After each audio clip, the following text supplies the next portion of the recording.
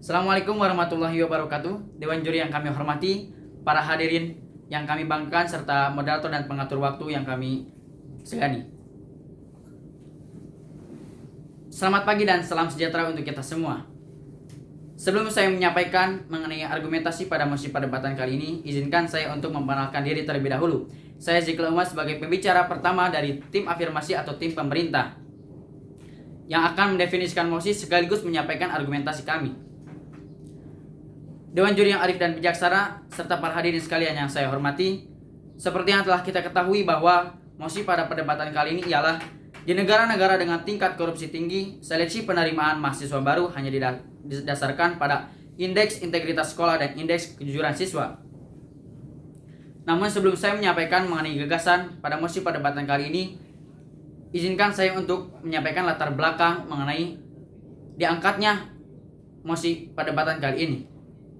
Seperti yang telah kita ketahui bahwa korupsi telah menjadi polemik nasional, bahkan mengglobal sehingga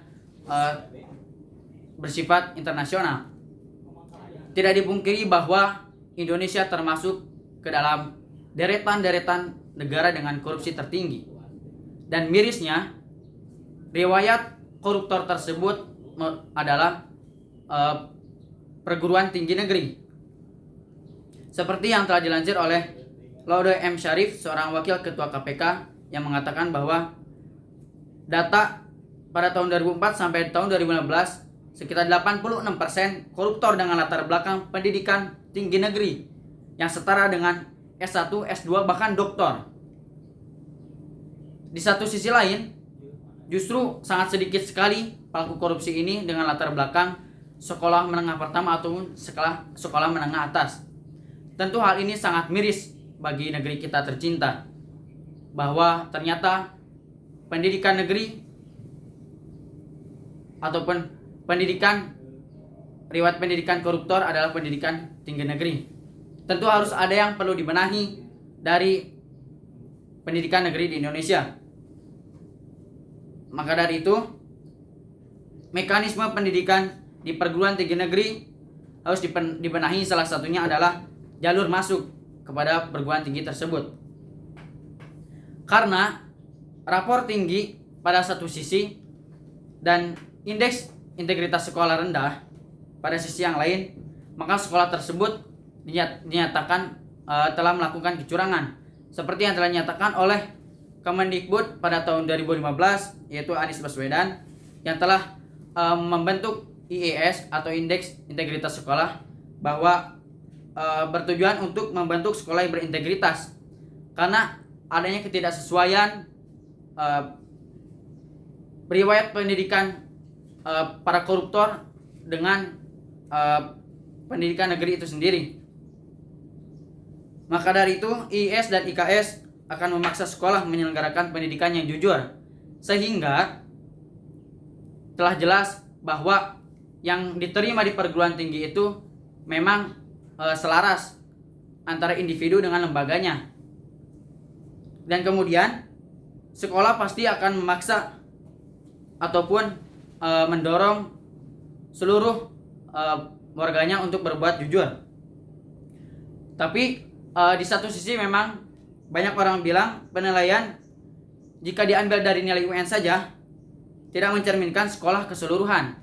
Tetapi justru dengan diambil dari nilai ujian nasional, maka ini adalah cara yang tepat, karena di Indonesia ujian nasional adalah menjadi salah satu upaya ataupun kegiatan yang memang diselenggarakan secara serempak, secara nasional, dan soalnya sama. Maka dari itu, IIS dan IKS sangat cocok untuk menjadi parameter SPMB ataupun seleksi penerimaan mahasiswa baru, khususnya di negara kita Indonesia.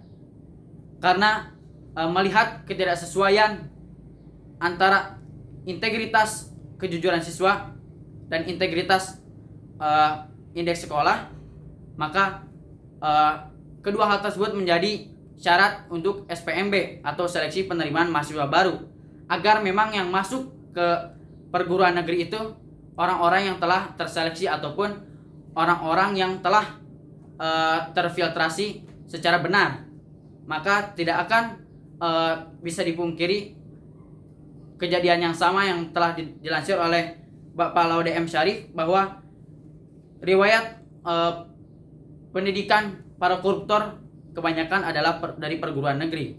Maka dari itu mekanisme masuknya jalur ataupun penerimaan calon mahasiswa harus sesuai dengan indeks integritas sekolah dan indeks kejujuran siswa. Maka dari itu saya sangat setuju dengan mosi perdebatan kali ini, bahwa di negara-negara dengan tingkat korupsi tinggi, seleksi penerimaan mahasiswa baru hanya didasarkan pada indeks integritas sekolah dan indeks kejujuran siswa.